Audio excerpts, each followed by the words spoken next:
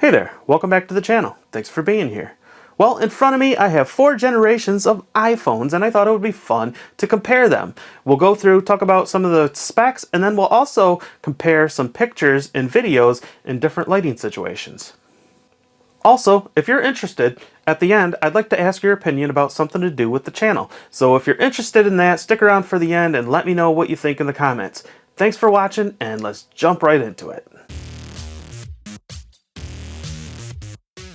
If you ask me, it's amazing just to think where we've come just since the first iPhone. But if you think about even before that, where telephones were at, they really didn't change a whole lot since 1876 when Alexander Graham Bell got his patent in, which, shout out to Elisha Gray, who, from what I've read, was the one who actually got the patent in first, but Alexander Graham Bell managed to pay off an employee at the Patent and Trademark Office to get his patent put in first, so he's the one who actually got credit for it.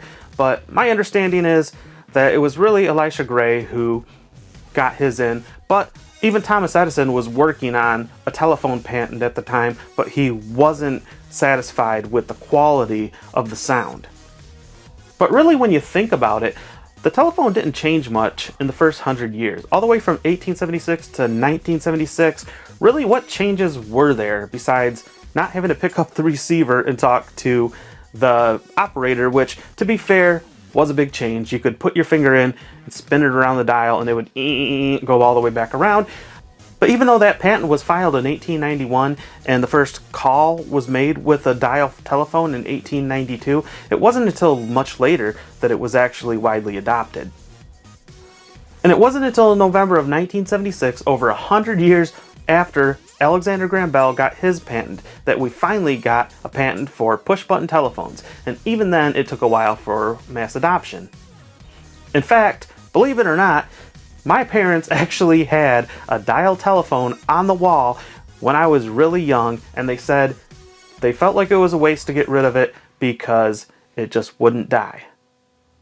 But even just specifically talking about cell phones in my lifetime, it's pretty amazing. I remember when I was younger, my older sister had a boyfriend and he had this huge phone. And I mean, it looked like he painted a brick and had a broomstick attached to it. It was ridiculous. And of course, there were Blackberries before the iPhone came along, but there really wasn't mass adoption. Most people had either a candy bar style or a flip phone. So the 4 phones that I have in front of me are both my old phone and my mom's old phone, and her new phone and my new phone. My mom is upgrading from the iPhone 5S to the 2nd generation iPhone SE, and I'm upgrading from the iPhone 8 Plus to the iPhone 12 Pro Max. So first, let's talk about the chips in the phone, because really that's one of the most important things when you're talking about how fast a phone is going to feel and what you're going to be able to do on that phone. The iPhone 5S has the Apple A7 chip. The iPhone SE has the A13 Bionic. The iPhone 8 Plus has the A11 Bionic. And the iPhone 12 Pro Max has the A14 Bionic. I think both of these are considered rose gold. This 5S and this 8 Plus. This, of course, is white. This is the Pacific blue. You can see the difference in the size and the camera lenses. This one has the power button up here. And now in the settings and stuff, they are calling this the side button rather than the power button. I think they were calling it the power button when it was on top, but all of these have it on the side where your thumb would go if you're right-handed. One annoying difference is the fact that all 3 of these don't have a headphone jack. Next, let's talk about the RAM. RAM stands for Random Access Memory. And whether you're talking about a laptop, a desktop computer, a phone, a tablet, or any other device, RAM is the thing that is akin to a person's short-term memory. So it means how much stuff a device can do at one time. The more things you have open, the more windows you have open, the more programs you have open, the more RAM that takes before you have to shut something down. If you ever notice when you go to use an old phone, A lot of times when you go from one app to the other, it'll have to refresh. And that's because sometimes it's programmed to do that, but sometimes it's because the phone had to take that other thing that you were using out of the memory in order to have enough memory to work on what it was you went to, and then you went back to that other thing, and because it had to take that out of the memory, it has to reload that. So let's say you're looking at a web page and later on you maybe go to your banking app or go watch some YouTube videos, and then later on in the day you come back to that web page and it has to refresh because it had to take that out of the memory to make room. So the iPhone 5S has 1 GB of RAM. The iPhone SE has 3 GB of RAM. The iPhone 8 Plus also has 3 GB of RAM, but then the iPhone 12 Pro Max jumps that all the way up to 6 GB of RAM. The iPhone 5S only has 1 GB of RAM, although I say only, even though it's pretty amazing considering just 20 years ago, many consumer computers that you would go to the store and find didn't have even a gigabyte of RAM in them. Alright, let's talk about the size of these phones. They've really changed over time. I mean, you know, the 5S, this is the second generation, it's fairly new. And so it's smaller because they realized that some people don't have quite the large paws that people like me do. So, but this is the 5S, and it's quite a bit smaller. The screen is smaller, as you can see. So then we got the 8 Plus, which is what I used up until just a few weeks ago. And then we have the 12 Pro Max, and this thing has a very nice large screen, which I really like. You can see the thickness in comparison.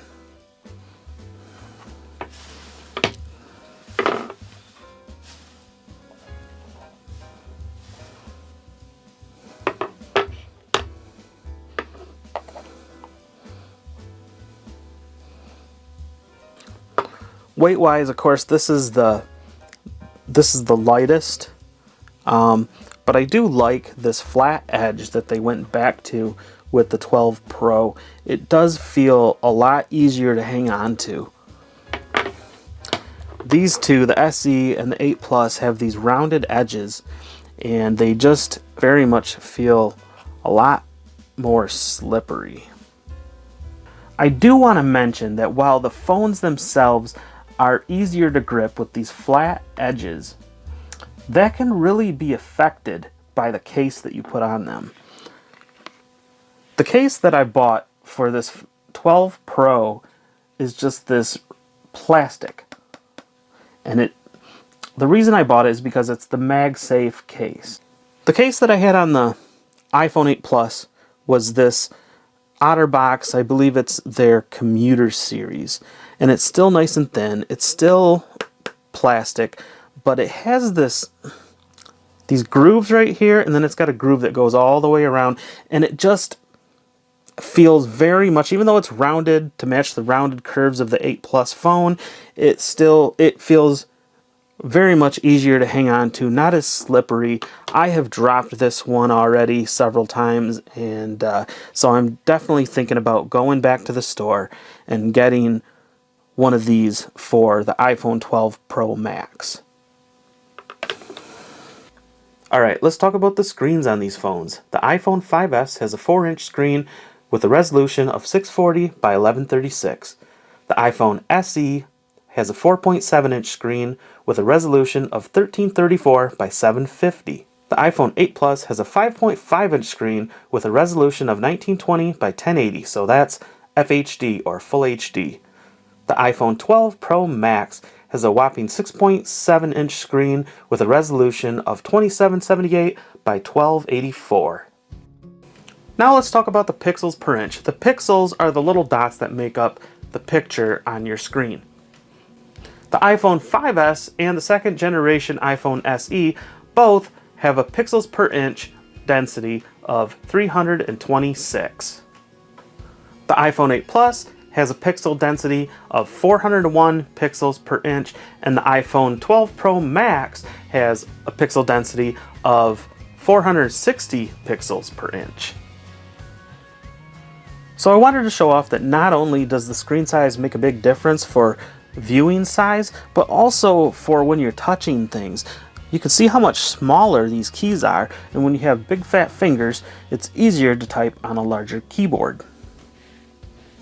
So you can see one of the biggest differences here on the front is that these three have Touch ID, and this one here has Face ID, and I don't like it as much.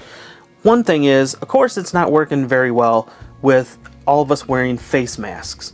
But even when it works, in order for me to be able to read the notifications, I have to have it close enough that Face ID won't recognize me. So if I hold it close enough that I can read it, then Face ID won't show me my notifications. If I hold it far enough away that Face ID recognizes me, then it'll show me my notifications, but I can't see them well enough to read them.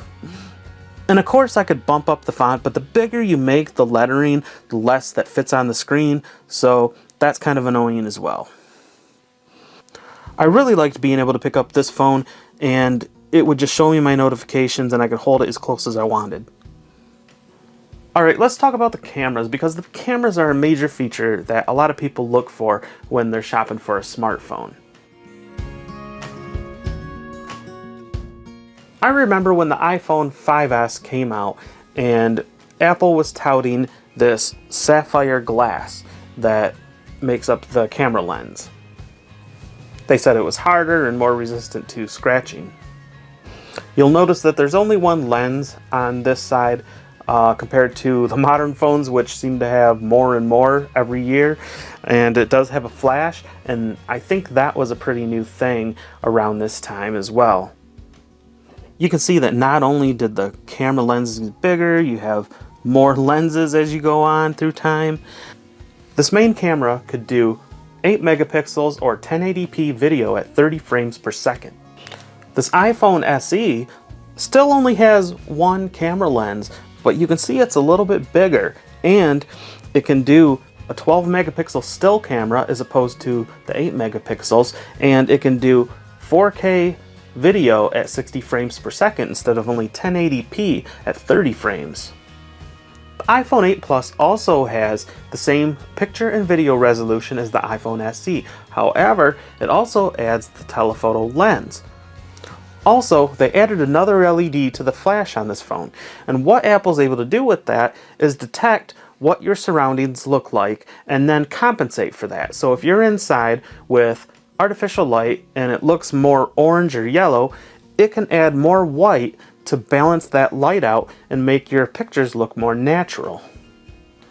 The iPhone 12 Pro Max also has the same picture and video resolution as the iPhone SE and the iPhone 8 Plus. However, it adds a third lens, it's bigger, and it has better stabilization for the video, as well as the LiDAR camera. What LiDAR does is it essentially sends out laser beams that are invisible to the naked human eye, but are visible to the sensor on the camera, and it measures that time that it takes for that laser beam to bounce back to the sensor. And so it can build a 3D map. It can sense the depth of the objects around it. So if you think about those bubbles on the Google cars going around doing the street view, Apple built that in, squeezed it down into this phone. The selfie camera on the iPhone 5S can take 1.2 megapixel still pictures or record video at 720p.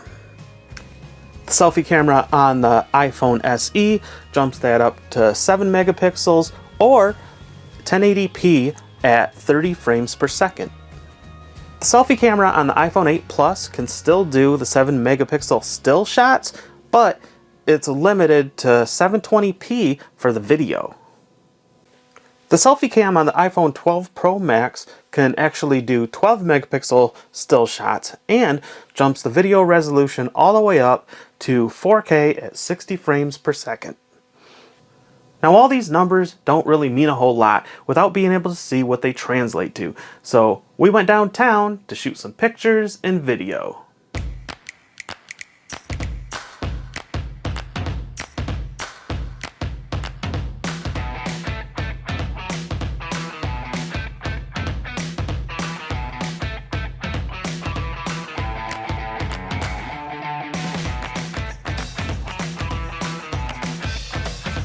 Alright, we have a few different pictures and videos to compare. Let's start out with some daytime stills. In the upper left hand corner you can see the iPhone SE. In the upper right hand corner you can see the iPhone 8 Plus, and on the bottom you can see the iPhone 8 Plus telephoto lens. Now, first thing that I notice is up on the top right, the 8 Plus, the dirt appears to be darker than the other two. Also, I was standing in the same spot for all of these pictures.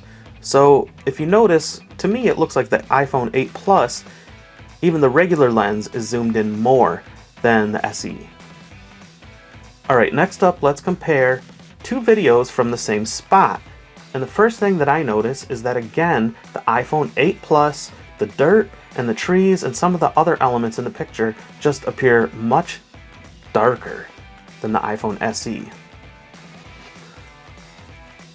Alright, now let's compare some videos from the Selfie Cam on three different phones in the same lighting conditions. In the upper left you have the iPhone 8 Plus, in the upper right you have the iPhone 12 Pro Max, and on the bottom you have the SE. The video in the top left from the 8 Plus just seems darker and less realistic than the other two. Personally, I think I like the one from the 12 Pro Max the best. Next up, I thought we would compare video stabilization. And if you ask me, the 12 Pro Max looks the best and the most stable, followed by the iPhone SE.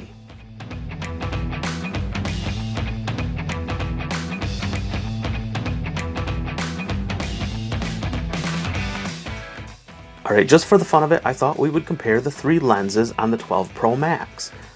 On the top left, you have the wide lens, on the top right, you have the ultra wide, and on the bottom you have the zoomed in view from the telephoto lens. I should point out that the only lens that has the hardware stabilization is the one on the top left.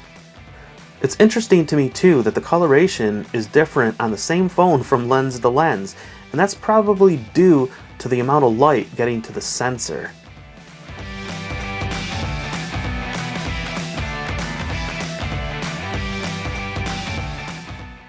Alright, the next lighting condition is sunset, and we're looking across at Canada. And the pictures on the far right are using the telephoto lenses, and they are pinched to zoom all the way in. Again, you can see some drastic difference between coloration between one phone and the other. If you're looking on the left-hand side and you look at the 8 Plus, that grass looks a lot darker than on the 12 Pro Max. Alright, next up, it's still sunset, but I took some videos so you could see some difference in the quality of video that the phones take. If you notice when you're looking at the grass, the iPhone SE appears to be the lightest, the iPhone 8 Plus appears to be the darkest, and the iPhone 5S is kind of in the middle. And of course you might choose to take some pictures in low light settings, so I thought I would test out the cameras in those settings as well. So let's go back downtown.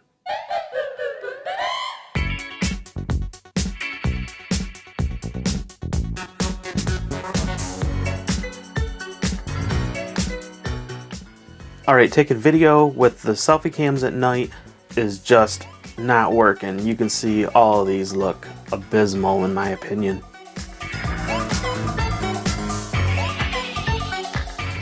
Alright, the phones didn't do too bad with these nighttime still shots, but they really didn't do that great either. You might be able to get better results by either messing with the settings or trying a different app that will give you more control over the settings. Alright, here you can see some difference in some nighttime videos, and the iPhone SE is much lighter than the iPhone 5S or 8 Plus, and the 12 Pro Max is pretty light as well, and I'd say that it has the most detail. Okay, here you can see a comparison of nighttime video of the 8 Plus and the 12 Pro Max, which are the two phones out of the bunch that have a telephoto lens. So here is what those lenses look like in the dark.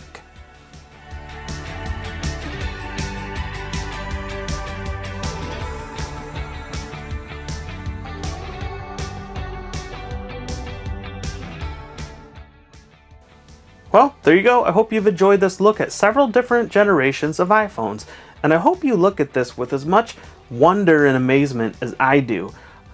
I love to think about how far we've come and what kind of awesome technologies we will be seeing in the future. Before we go, I'd like to ask your opinion about something having to do with the channel. And by the way, if you're still watching this far into the video, I really appreciate it. So I've had comments in the past about audio, and as you can see, I've invested into a wireless lavalier mic.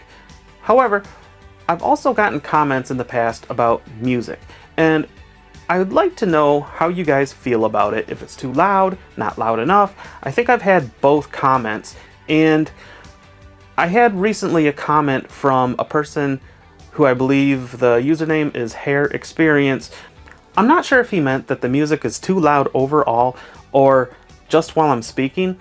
But my feeling on it, when I'm trying to watch a video, I don't want to have to fight to listen to what the person is trying to say and decipher what they're trying to say over music that is too loud. But I also think it gets boring when there's no music in the background. If you watch like a movie or a show, there's often music in the background, and so I think things get boring without that. So my question to you is, how loud and when? What are your thoughts? Should it be lower, higher? I think I've gotten both responses in the past, but I would like to know what everybody thinks. So I appreciate you taking the time to watch, and if you have an opinion on that, please leave it in the comments. And again, thank you so much for watching the video, and I will see you next time.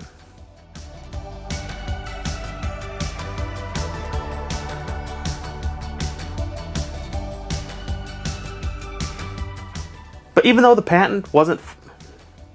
That's not how I want to say it. But even though the patent... Oh boy. Wasn't until November of 1976, over 100 years after Alexander Graham Bell got there. Of course, prior to the iPhone... Oh, my eye keeps on twitching. Probably looking like I'm winking at the camera. And RAM is probably the next most important thing. The pixels are those little dots that make up the screen, and so the more you have, the sharper the clear. The selfie camera on the iPhone 5S can take 1.2 megapixel still cameras.